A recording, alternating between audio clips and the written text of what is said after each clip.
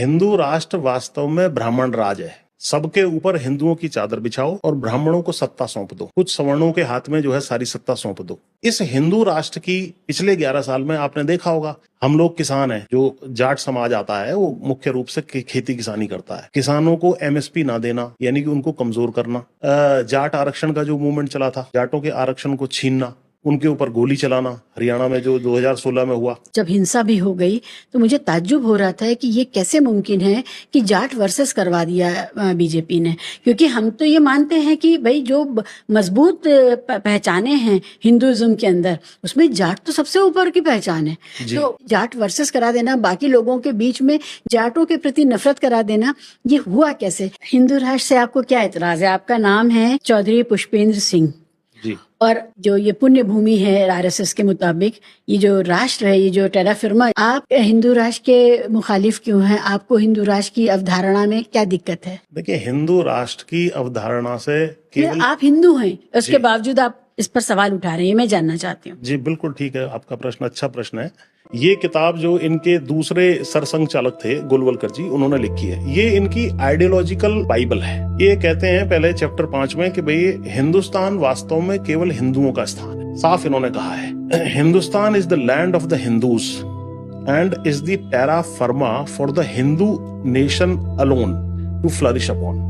यानी हिंदू नेशन ही यहाँ पर रहेगा, ऐसा ये इसका चैप्टर 5 में कहते हैं। और आगे कहते हैं, what is to be the fate of those who today happen to live upon the land though not belonging to the Hindu race, religion and culture. और बाकी लोगों का क्या होना है जो यहाँ पर रहते हैं हिंदुओं के अलावा, तो उसके बारे में इन्होंने कहा है कि भाई या तो ये इन सब में जो है हिंदुओं के साथ मर्ज हो जाएं, और नहीं तो इनका कोई स्थान इसमें नहीं है। इस विषय में आगे ये लिखते हैं, इनको फॉरेन रेसेस कहते हैं, ये मुस्लिम्स विशेषकर और ईसाई हों और अन्य अल्पसंख्यक हैं। इनके विषय में ये कहते हैं कि the foreign races in Hindustan must either adopt the Hindu culture and language, या तो हिंदू कल्चर और लैंग्वेज को आप लोग अडॉप्ट कर लीजिए। Must learn to respect and hold in reverence Hindu religion, Hindu religion का ही आपने सम्मान करना है, ये सीख जाइए। Must entertain no idea but those of the glorification of the Hindu race and culture, Hindu race और कल्चर की ही ग्लोरिफिकेशन, उसी की जो है उसी में श्रद्धा, उसी की जो है आपने बात कहनी है। Of the Hindu nation and must lose their separate existence to merge in the Hindu race.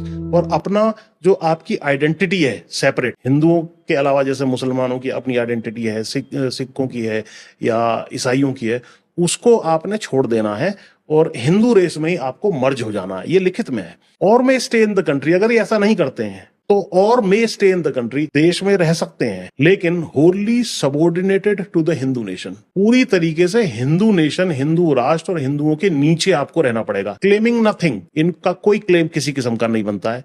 Deserving no privileges, इनके कोई प्रिविलेजेस या विशेष अधिकार नहीं होंगे। Far less any preferential treatment, कोई इनको जो है विशेष अधिकार या प्रेफरेंशियल ट्रीटमेंट नहीं दिया जाएगा। नॉट इवन सिटीजन्स राइट्स, यानी सिटीजन्स के राइट्स भी इनको नहीं दिए जाएंगे। इसकी वानगी आपने लेटेस्ट जो देखी है वो है जो बिहार में पुनर्निरीक्षण किया जा रहा है मतदाता सूची का, उसमें वास्तव में क्या किया जा रहा है, मुसलमानों के वोट काटने, क्योंकि मुसलमान आपको वोट नहीं दे रहा है, तो आप जो है या अन्य जातियां जो आपको वोट नहीं दे रही उनके वोट काटने हैं। तो मुसलमानों के वोट इनडायरेक्टली काटना उसी तरफ का कदम है जिस तरीके से दत्तात्रेय होसबोले जी ने कहा है कि समाजवाद और धर्मनिरपेक्षता को हम जो है संविधान के प्रीएम्बल से हटाना चाहते हैं। तो उस तरफ यानी हिंदू राष्ट्र की तरफ इनके कदम लगभग अब बढ़ चुके हैं। आपके माध्यम से पूरे देश को मैं सचेत करना चाहता हूं।